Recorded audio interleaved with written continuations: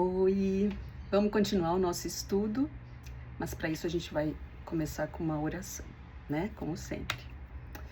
Senhor Deus, a gente está aqui agora para estudar a Tua Palavra e a gente pede que o mesmo Espírito Santo que revelou a Tua mensagem aos profetas esteja entre nós, abrindo a nossa mente, o nosso conhecimento para entendermos bem o que o Senhor vai nos falar através do estudo.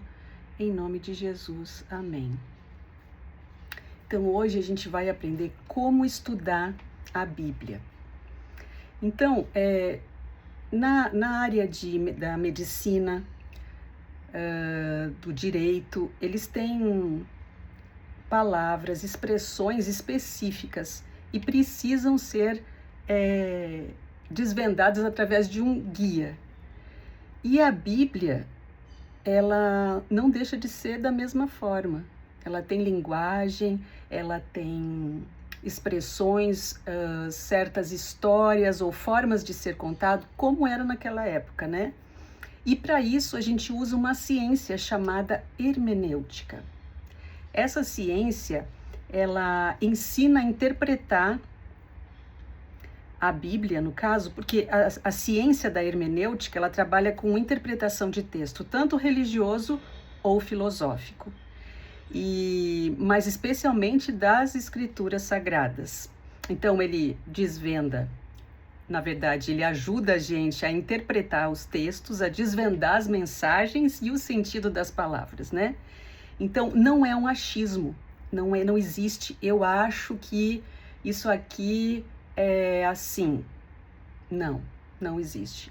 A Bíblia foi inspirada por Deus e é por Ele, através dele e na palavra dele. O livro foi escrito por ele, ele se completa. Então a gente vai aprender agora os detalhes. Então não é um achismo e a gente usa a hermenêutica. Agora, existiu um grande mestre da interpretação, Jesus. E a gente vai ver como que Jesus estudava a Bíblia, da época dele, que é diferente da nossa. Era só até o Antigo Testamento. Então, em Lucas 24, 27, pode procurar aí, Lucas 24, 27. Lá no Novo Testamento, os primeiros evangelhos são Mateus, Marcos, Lucas, João. Então, Lucas está entre os evangelhos. Lá diz assim: e começando por Moisés e por todos os profetas, explicava o que dele se achava em toda a Escritura. Então, o próprio Jesus, ele estudava como? Começava por Moisés e por todos os profetas. Isso quer dizer o quê? Que ele não ia somente em um pedaço, ele ia em vários conteúdos, em vários livros. Lembra que Moisés foi o que escreveu os 5 primeiros livros da Bíblia, o Pentateuco. Então ele começou com Moisés, os primeiros livros, passou pelos profetas, que era o que já tinha na época dele. Então, a gente entende que a Bíblia interpreta a própria Bíblia. Olha que interessante, não existe achismo, não existe, eu penso que isso aqui é isso, eu penso que é aquilo. Tudo a Bíblia se explica, um pouquinho aqui, um pouquinho ali, como a gente vai ver daqui a pouco, né? Então, vamos ver os princípios. Em Isaías 28, 10. Vamos procurar isso na nossa Bíblia? Isaías, está lá no Antigo Testamento. Isaías 28, 10. Vamos, encontramos? Então, vamos lá. Ali diz: preceito sobre preceito, regra sobre regra, um pouco aqui, um pouco ali. Olha só que interessante. Um pouco aqui, um pouco ali, um pouco de Moisés, um pouco dos profetas. E assim a gente vai interpretando o que ela quer dizer pra gente, né? Então, a gente precisa ver todo o contexto. Não existe a gente ler um verso e dali tirar uma lição que não tenha a ver com o contexto. Então, é muito importante, assim como Jesus fez, a gente fazer também. Então, a gente precisa saber o que, quem, quando, e por que e onde de cada passagem. Quem escreveu, para quem, em que situação, em que contexto, qual o propósito daquilo, porque tem coisas que, se for ler um verso aqui sozinho e o outro ali especificamente, ele vai se contradizer. Mas por quê? Porque existe um contexto aqui diferente daqui, mas eles estão em harmonia. As duas coisas se conversam. O princípio é o mesmo, não muda. E agora, segundo Pedro 1:20. A gente tem que ter aqui o cuidado com a interpretação particular, como eu estava falando antes, né? A Bíblia nos adverte: nenhuma profecia da Escritura é interpretação particular. Isso significa que não é questão de opinião particular. Eu entendo que seja assim, eu acho que seja assado. A gente não pode dizer isso porque, como eu expliquei, existe um princípio em toda a Bíblia.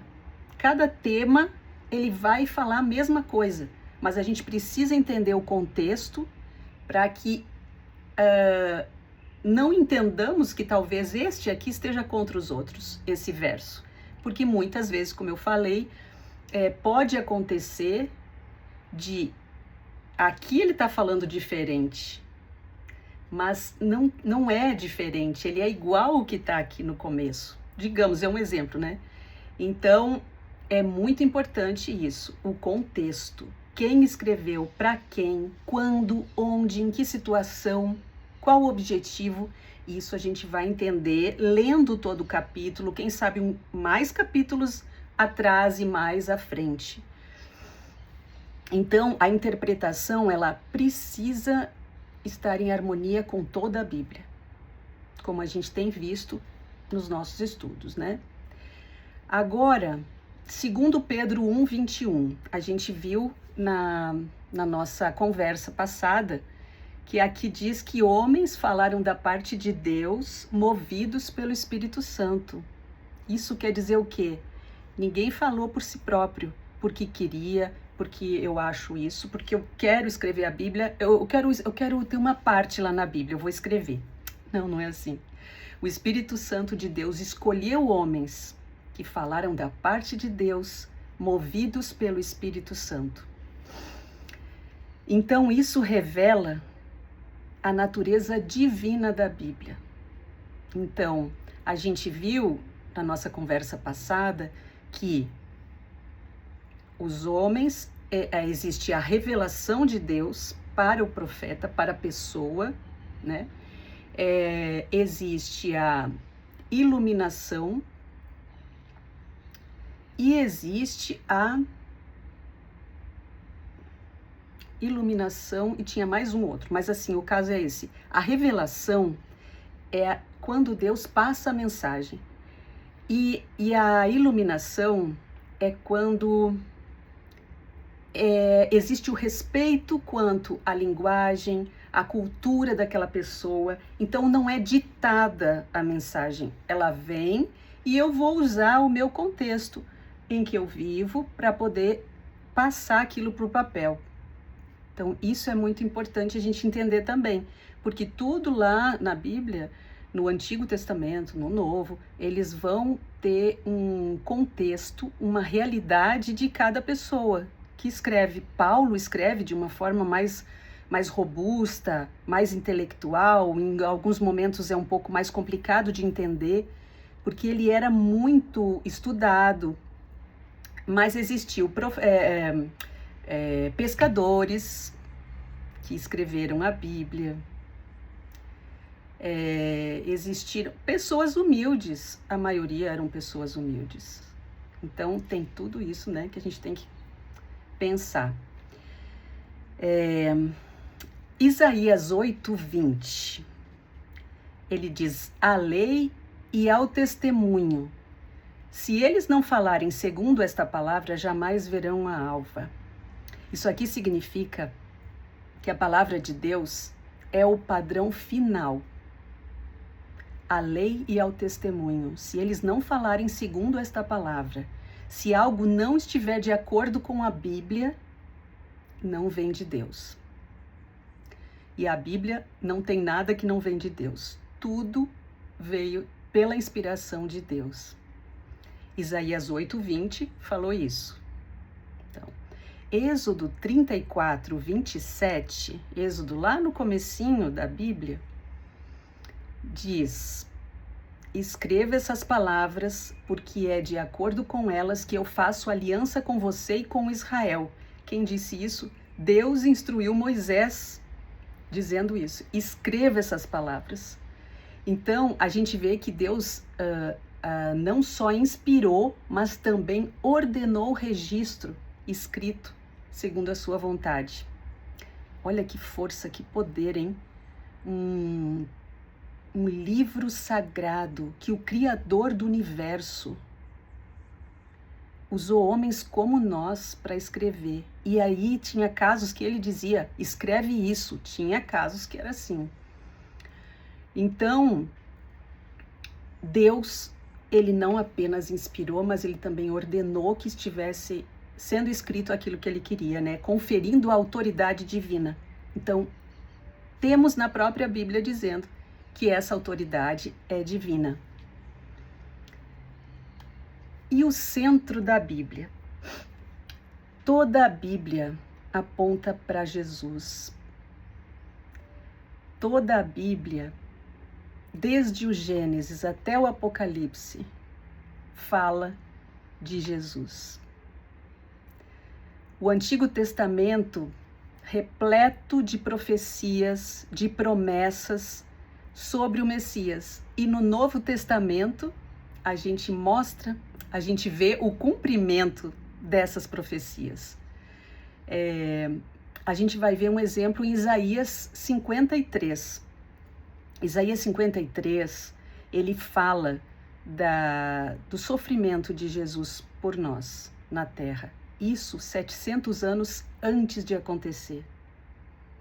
Então, não é nada, porque algumas pessoas querem dizer assim, depois que Jesus foi morto na cruz e ressuscitou, ou tudo foi acontecendo porque depois que aconteceu foi escrito o livro. Mas lembra que a gente conversou, e aí temos algumas curiosidades aqui sobre isso, né? Nós conversamos na nossa conversa anterior, né, semana passada, que os manuscritos do Mar Morto, lá nas cavernas de Qumran, foram descobertas muitos pergaminhos dentro de vasos com muitas partes da Bíblia, inclusive o livro de Isaías inteiro, quase inteiro. Então não tem como dizer que foi depois que Jesus nasceu que as coisas foram escritas. Não, foi 700 anos antes. E algumas curiosidades aqui, ó. Isaías 53 e também o Salmo 22, ele fala de detalhes que remetem à crucifixão. Quando que, na época em que foi escrito, a forma como eram mortas as pessoas, a pena de morte comum entre os judeus era o apedrejamento. Não existia crucifixão. A crucifixão foi um método de execução desenvolvido pelos romanos. Na verdade, primeiro pelos persas, por volta do século VI antes de Cristo, né? E mais tarde foi aperfeiçoado pelos romanos, ficando um pouco mais cruel, na verdade, né? Isso significa que Isaías escreveu detalhes. Ele falou assim, ó, o Messias foi traspassado. referindo-se aos cravos nas suas mãos, quando não existia isso. E isso é uma prova, é uma curiosidade que a gente tem para pensar. Isaías 53, 700 anos antes, falar que Jesus ia ser traspassado por nossas dores. Aí existe muito mais falando ali, né? Depois eu posso passar, né, isso aí pra gente. E uma outra coisa que é uma curiosidade, que Isaías disse que ele não abriu a boca, ele ficou como se fosse uma ovelha. Assim como eram feitos os sacrifícios, as ovelhas iam silenciosas, né, para o sacrifício. E Jesus fez a mesma coisa. Enquanto que o normal, o comum, quando a pessoa ia ser crucificada, ela gritava, ela tentava sair correndo, ela xingava. Imagina, a forma como era feito era muito horrível. A pessoa, ela era crucificada e ela ficava ali morrendo aos poucos. Certas pessoas morriam em dias. E pela forma de estarem na cruz, as pernas, um pé em cima do outro, um cravo traspassava ele aqui, a mão, que na verdade era aqui, né? E a forma de ficar, ela não deixava com que a pessoa respirasse. Então ele tinha que empurrar o pé para subir um pouco para conseguir respirar. Isso era horrível, doía muito mais. Então a respiração ficava muito difícil. E às vezes isso era uma tortura, levava muito tempo. Então, eles sabendo dessas coisas, eles gritavam, eles choravam, eles tentavam se defender. E Jesus, ele foi silencioso. Ele carregou a cruz, chegou lá, eles fincaram os pregos e ele em silêncio, e ele quietinho. Isso é uma prova porque Isaías 53, no verso 7, diz que ele não abriu a boca, ele não falou nada. Então, são algumas curiosidades, né? E para finalizar, é importante que a gente tenha firme no coração 3 verdades da Bíblia, que são importantes. A inspiração da Bíblia, ela é a palavra de Deus movida pelo Espírito Santo. Isso a gente viu na própria Bíblia. A preservação da Bíblia são verdades, isso são 3 verdades. A verdade primeira, a inspiração é Deus que inspirou. A preservação da Bíblia, Deus, em sua fidelidade, preservou a Bíblia séculos e séculos para chegar a nós e a outras pessoas já no próprio passado, né? A autoridade da Bíblia, ela é a autoridade final para nossa fé e prática, porque vem do próprio Deus. 3 verdades: inspiração, a preservação e a autoridade. Alguns pontos fundamentais agora, encerrando, que a gente deve ter em mente ao estudar a Bíblia. É uma inspiração divina. Toda a escritura é inspirada. Isso a gente tem que ter sempre em mente cada vez que for estudar. Toda a escritura é inspirada por Deus. Toda. De Gênesis a Apocalipse. A Bíblia, segundo, a Bíblia interpreta a própria Bíblia. Então é um pouco aqui, um pouco ali. Entender o contexto, para quem foi escrito, né? Isso, na verdade, a gente está revisando aqui. O contexto histórico, gramatical e literário. Por que muitas vezes as pessoas que falam das mensagens da Bíblia vão ao original? O que o original quer dizer? Porque às vezes a tradução, ela é muito simples e o original quer dizer muito mais. Então, é importante, às vezes, procurar na origem, no grego, o que quis dizer isso, no hebraico, o que era isso. Então, contexto histórico, gramatical e literário. Distinção entre mandamentos universais e culturais. Isso é muito importante, porque no Pentateuco existiram leis culturais que na morte de Jesus, no Novo Testamento, não se fazia mais. O caso da morte de animais não era necessário mais. Por quê? Jesus já veio. Esse animal morto lá no Antigo Testamento era era um tipo do sacrifício. Era uma forma da pessoa entender que deveria existir morte para pagar pelos pecados, para a pessoa ficar limpa. Então, isso aqui já aconteceu aqui, então não precisa mais. Então, e tem muitas outras coisas, mas tudo precisa ser estudado calmamente para que não haja contradição ou interpretação equivocada. Dependência do Espírito Santo também, porque a importância da gente orar e pedir a instrução do Espírito Santo quando a gente for estudar, porque foi ele que inspirou a Bíblia e é ele que dá a interpretação também. A aplicação prática, importante demais. A Bíblia não é um livro histórico somente para que eu veja as histórias das pessoas, mas para que eu tire conclusões, para que eu tire lições para a minha vida, para que aquilo me ajude a ser melhor, a aguardar a volta de Jesus, a entender realmente e que isso cause transformação de caráter na minha vida. Então, existe uma unidade orgânica, a Bíblia é uma biblioteca com 66 livros que contam uma única história. A salvação do homem através de Jesus Cristo. O cristocentrismo, que seria Cristo Jesus, o centro de toda a palavra, e a soberania e providência na preservação, que a gente já viu, né? Da integridade dessa palavra.